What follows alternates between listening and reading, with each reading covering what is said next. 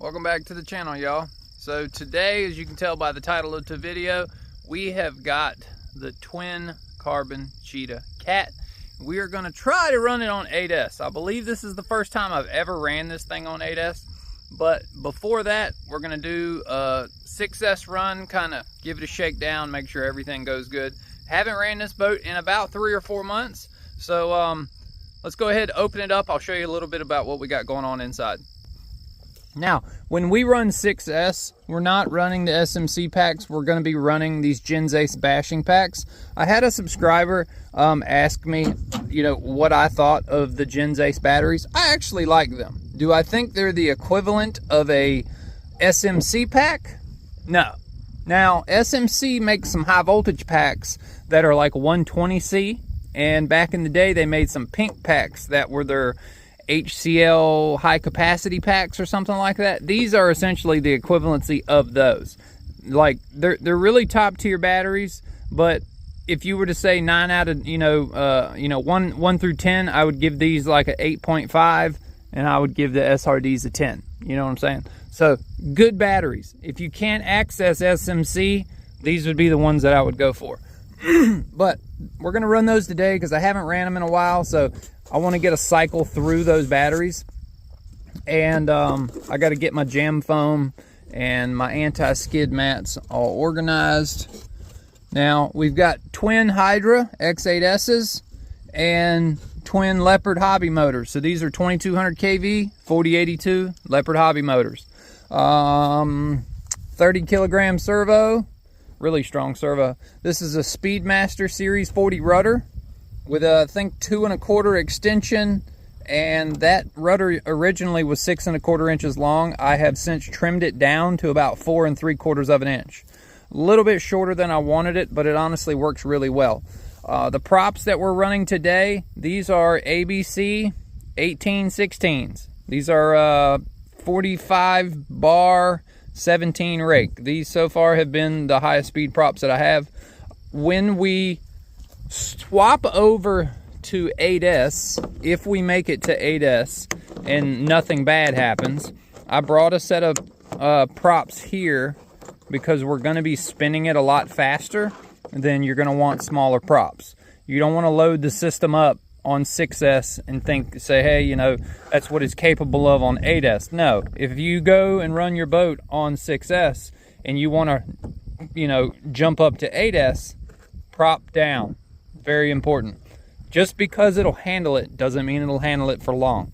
So like RPM and all that, I think we're going to be just as good with these 4216s versus the 1816s. I think these measure something like 45.5 or 45.6, but neither here nor there. I'm just letting you know what my overall plan with the boat is. Now, before, in all of my previous videos with the Cheetah, I was using the original WFly X9 controller. I have since upgraded the receiver right here to work with the WFly X9S. So we've got a brand new receiver. Another thing that I did right before I left was I took my digital calipers and I made sure both struts were at the same angle. Now, I zero my device out on the bottom ride surface at 0, and then I put 1 degree negative trim on my struts. What they were set at in the previous run, from what I had based, was one was at 1.3 and one was at 1.4. Can't really remember that far back, but neither here nor there. This boat runs better with a little bit of negative trim. So we're just going to leave it at that setting and see what happens. Unfortunately, before I left, I didn't have any wind, but now I do. I've got about a 8 to a 10 mile an hour headwind coming this way, which may actually be helpful if we run that way and then rip it this way. Because yesterday I was here and the wind was blowing through this way and was coming towards me. So it won't be as bad today. So, okay, got the batteries all in, got them plugged in, got my jam foam in, so we should be good to go. The batteries used to sit on a tray here in the middle, which was always hard to get nose weight in this thing. So I was always set up to run negative angle based on the minimum amount of nose weight I was able to achieve.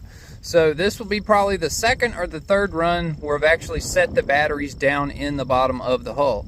Now, if you have this boat and you want to run these batteries, look at what I had to do to the lip of the tray here to get it in. See how much I had to trim away from this lip?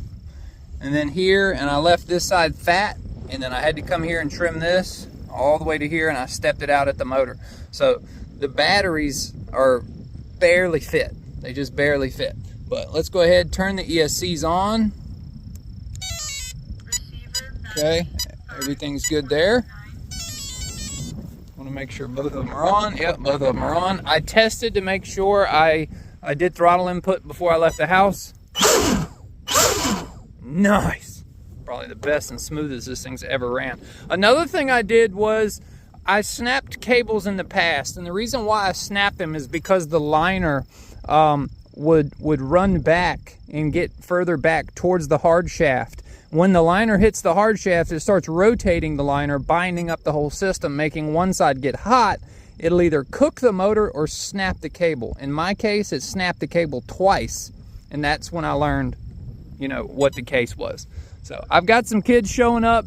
They're on the four-wheelers, so I'm gonna just have some fun with the 6S run, and then when it comes to 8S, we'll get serious. But I'm gonna do a little bit of filming, but since everybody's here, I saw them at the gas station. They were eager to watch the boat, so we'll get some content and a little bit for everyone to enjoy. We got a 6S and the GoPro on it, so we'll see what happens. It is a little windy out here. Oh crap. I got a system menu. My steering's backwards. Channel reverse steering.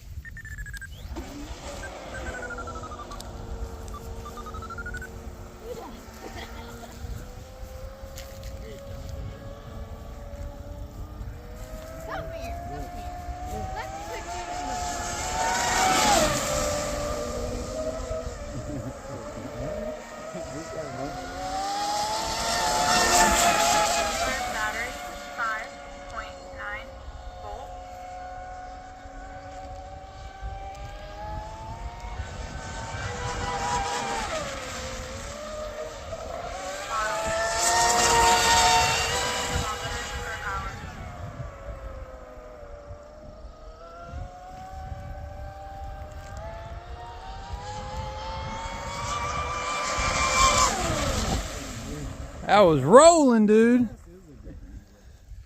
Right there it says 123 kilometers an hour, so let me go in there and change that to miles per hour. 76. 76 is what it was running. Whew, got my heart thumping out of my chest right now. I got the GoPro on it, so I'm like terrified of it flipping and losing it. I've only hit... Oh, on that rigger, he was probably doing an easy 90 mile an hour. Just all the time, though. Like 80 mile an hour turns and 90 mile an hour straightaway.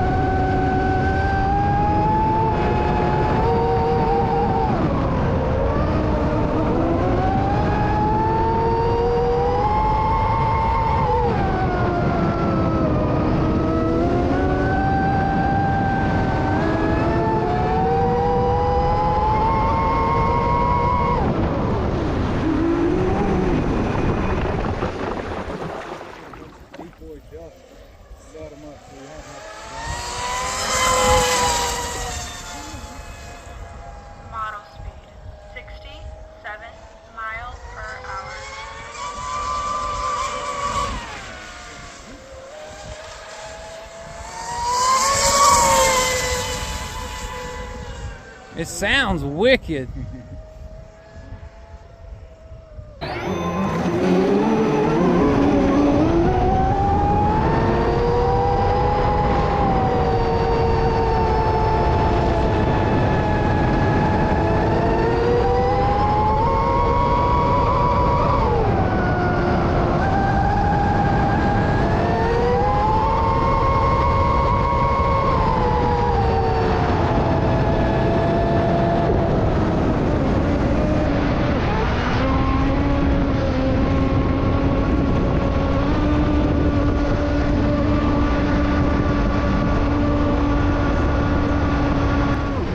I think it may have broke a cable or a cable come off.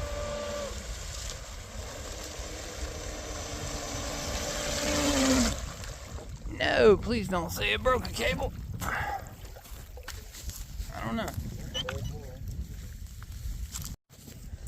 All right, we brought it in, and what ended up happening, it melted my jumper wires. So that's why one side died on me. So we're gonna go ahead and disconnect it. And we'll have to rebuild these with number 8 wire instead of number 10. But that was blistering fast. Wow. Let's see. That sucks. Every time I try to run this thing on 8S, it just never makes it to it. 99 degrees and 150 degrees. Wow. That is nuts. All right, well, maybe that was the wire. Yeah, no, wow, that motor got stupid hot. Why did that motor get so hot? Oh, look, I think my liner did the same thing. I think the liner probably did exactly what I said it was going to do, or what I was trying to prevent. I think it went down here in the damn tube again. Okay, packing in it, yeah, you can see it's pushed down here. Well, it would be back in here. So what they have, there's brass, aluminum, stainless steel, but it's a tube, and inside the tube is essentially a plastic straw, and they call it a Teflon liner. Well, the Teflon liner is only supposed to stay in a specific spot. If it pushes down and goes to the hard section of the cable, it binds up. And I was always having that problem on this side. And right before I came here, I was like, all right, I'm gonna cut an inch off of the tubes and, you know, push them back in there and put super glue on them and stuff like that. But it takes a beating right there. yeah, it takes an absolute beating. That sucks. But man, she was running when she was running, boy. But yeah, those wires got hot, super duper. You know, it's crazy. It's like I can sit here and hold that, and that's not bad. It just was bad, you know, it was hot under load. But nothing cooked. I didn't get, you know, a terrible amount of smoke. I think the little bit of smoke that I had was these damn marine heat shrinks. Okay. Man, I swear, every time with the Cheetah, it's always something. But the kids had fun. It was a really good run. Yeah, I want to show you what I'm doing right now. So I've got the little blower on the motor trying to cool it down. And probably just the wires weren't big enough, but we're gonna pull the cable out and we're gonna see if it shows any signs of where the liner may have slid to. Honestly, it looks good. Can't really say that it looks any, you know, I was figuring a spot right around this area, but honestly it looks okay. So let's take that out, lay that right there. I'm gonna pull this strut off and see how far that liner is sticking out, because before it was dead flush with this piece of aluminum right here. So we're gonna take this strut off. Since the wires are melted anyways, we're not gonna be able to run it on 8S. And you know, these liners are gonna be the death of me. But I will say this, I'm happy that is the minute I noticed it, I stopped and brought it in, because something was screwy with the last time it went by, and I slowed down, made a turn, brought it back nice and slow. I was worried that the prop was going to be gone, but either the ESC killed power, or I just assumed the ESC killed power, you know, due to overheating. I don't know. but 150-degree motor temp is ridiculous. But I have a feeling it all happened right at one particular moment. So what we're going to do when we go home, we're going to pull up the data on this, and we're going to compare this ESC's data to this ESC's data. They should be both identical up until one point. And I think that one point is when the liner slides down and starts binding. I swear that's got to be the issue. All right, let's go ahead, take the strut off and check before we go home. I got the bolt out and the nut off. Let's go ahead and look at this together for the first time. Yep, it did exactly what I said it did. Look at it, look at it, look at it, look at it. It's stuck in the end of this. It was stuck right here. You can see the grease. Wow. The liner pushed back. Wow, look at it, kept going, keeps going. Man, liner went all the way down into it. Isn't that crazy?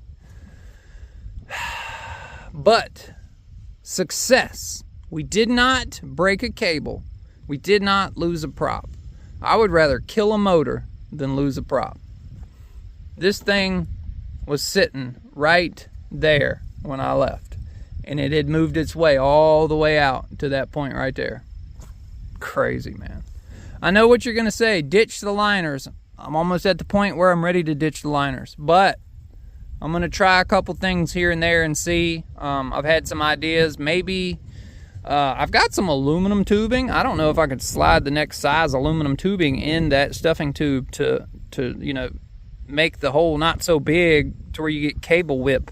I don't know, you know, but I'm gonna go in there with some brake clean all that grease out, because that's probably what prevented the super glue from setting up really well. It held it for a period of time, and then it just said nope, no more. But did the same thing on this side as it happened on the other side. But is what it is. We didn't lose anything, we didn't kill anything, we didn't burn up a Hydra. But I am actually very interested in seeing what the data looks like. And probably number 8 wires. So let's go ahead. We're going to check the battery voltage. I've already done it. I already know what it is. It's pretty much good. But I'm going to show you, and then we're going to go home and we're going to pull up data. So check this out, right? This battery was running this bank, the non-messed up side. Battery is at 4 volts. I already tested this side. It's at 3.85. So it drained the battery that much faster under that load. Let me show you the voltage of this battery. Isn't that crazy? 3.83. That's a considerable drop between the two. But man, she sounded awesome hauling ass. God, man, I missed this boat. I just have bad luck. All right, let's go home and check it out. All right, so we made it back to the house. The first thing we're gonna do is we're gonna check the data on the regular setup, not the hot setup. So that way we'll get a baseline of basically the whole entire run off of this ESC, and we'll compare it to the hot side. Check it out, there's 16 sessions in this thing. You get a lot of storage when you click 1 sample per second. All right, let's click OK. All right, so here's the run. That was the first couple of laps. Then we let it sit and chill for about 1.5 minutes. And then there's the second run. So I'm gonna go ahead, pull this data, and I'll read it to you. All right, so we're looking at the graph of the broken system, the one, you know, that got burned up. So I love data because these twin systems, man, it's very important you look at this stuff because you can find a lot wrong with it. That's essentially where the ESC cut itself off. That's why the graph stops there.